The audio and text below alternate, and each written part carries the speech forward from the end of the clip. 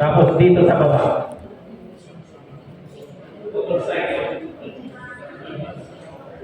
Number 1. So data shows napaka-vulnerable kayo. Ibig sabihin, malapit kayo sa aksidente pag nag-drive kayo ng motorsiklo.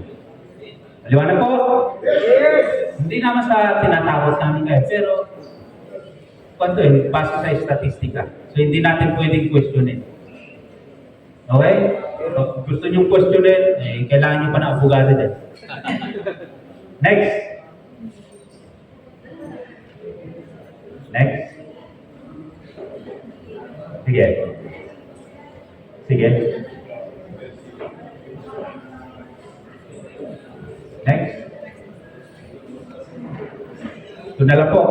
Para tapusin na natin. Isaalang-alang po ninyo ito, baka makatulong sa inyo. Hindi naman namin sinasabi na ang HPG ay expert sa pagmumotor.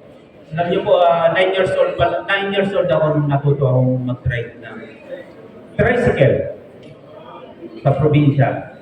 So, tricycle, pag marunong ka kasing mag-bike, marunong ka ng mag-motor, marunong ka ng mag-drive ng motorsiklo.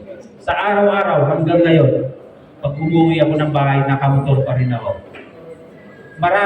Sa bawat pagsakay ko ng motor, meron akong natututunan.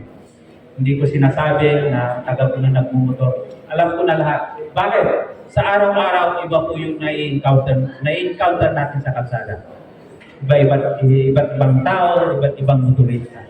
So sa bawat pagsakay mo ng motor, sa maniwala kayo at sa hindi, kung mapapansin niyo, meron kayo natututunan.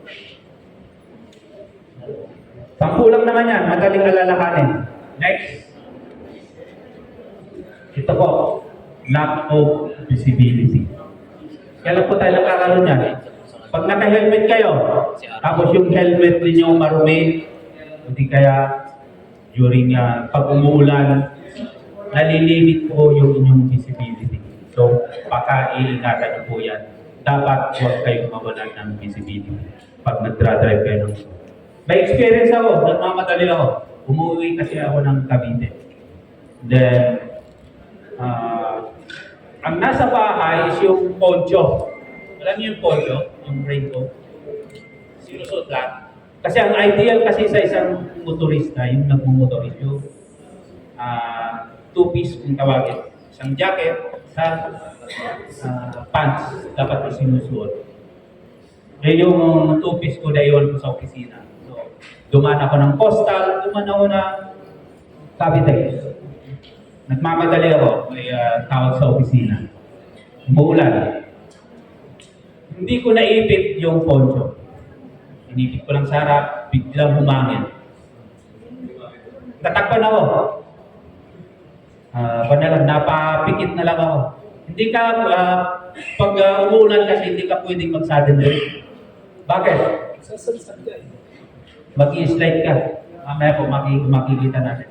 Yung hydroplaning kung tinatawag nila. So sabi ko, yari na naman ako. So sabi ko nga, tagal na rin ako nagmumotor, ang dami ko na rin aksidenteng naranasan.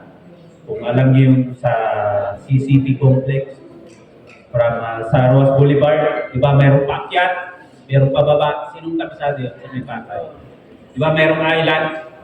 Pamoa. Natumbok ko na yun. Nung time na Police Maynila ako, so umuwi ako from UN, papunta ako ng Cavite, natumbok ko. Dahil pagmamadali. And then madilim, during that time, 2005, madilim doon. So natumbok ko yun. Lagos nila, sinong pamilya sa Lagos nila?